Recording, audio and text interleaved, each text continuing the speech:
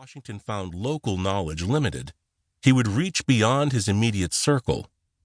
In this case, he did not have to travel far, only to the neighboring state of Maryland, where there existed a famous greenhouse at Mount Clair, a grand estate in Baltimore that belonged to members of the prominent Carroll family.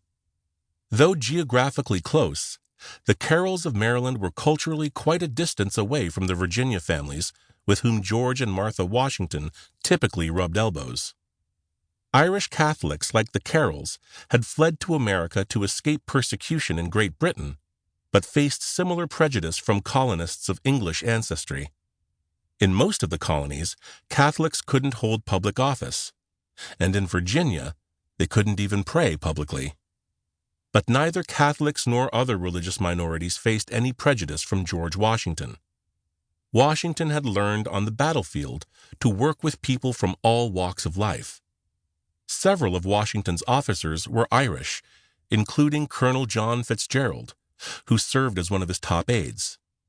Fitzgerald would be a co-founder after the war of Virginia's first Catholic parish, the St. Mary's Congregation in Alexandria, which continues to this day, and was granted basilica status by the Vatican in 2018 due to its historic roots.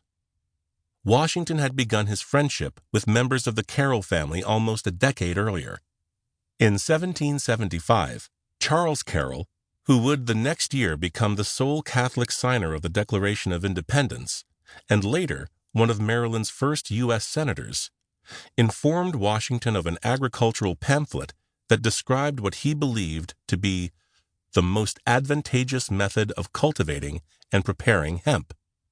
The two men would continue to correspond about agriculture, military strategy, and politics until Washington's death in 1799.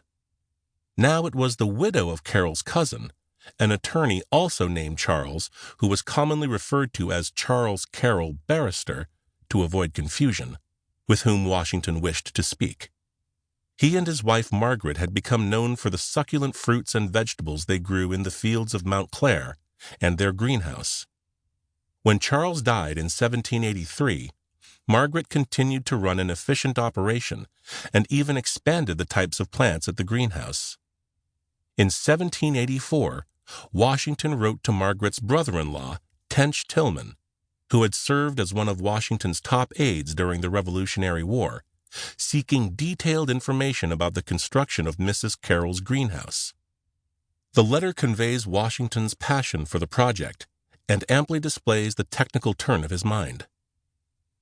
Dear Sir, I shall essay the finishing of my greenhouse this fall, but find that neither my own knowledge or that of any person about me is competent to the business. Shall I for this reason ask the favor of you to give me a short detail of the internal construction of the greenhouse at Mrs. Carroll's? I am persuaded now that I planned mine upon too contracted a scale. My house is of brick 40 feet by 24 in the outer dimensions, and half the width is disposed of for 2 rooms back of the part designed for the greenhouse, leaving not more than about 37 by 10 in the clear for the latter. As there is no cover on the walls yet, I can raise them to any height.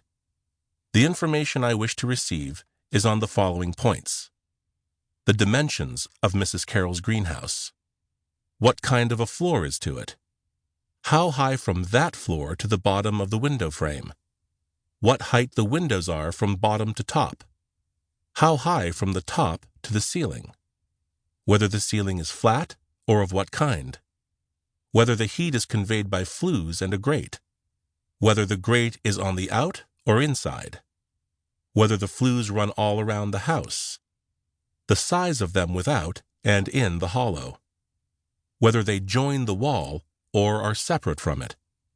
If the latter, how far are they apart? With any other suggestions which you may conceive it necessary to give. I should be glad to hear from you on this subject soon, as I shall leave home on or before the 1st of next month on a journey to the westward, and wish to give particular directions to the workmen before I go. I hope you will excuse the trouble the solution of these enquiries will occasion. I am, dear sir, your most obedient, humble servant, George Washington.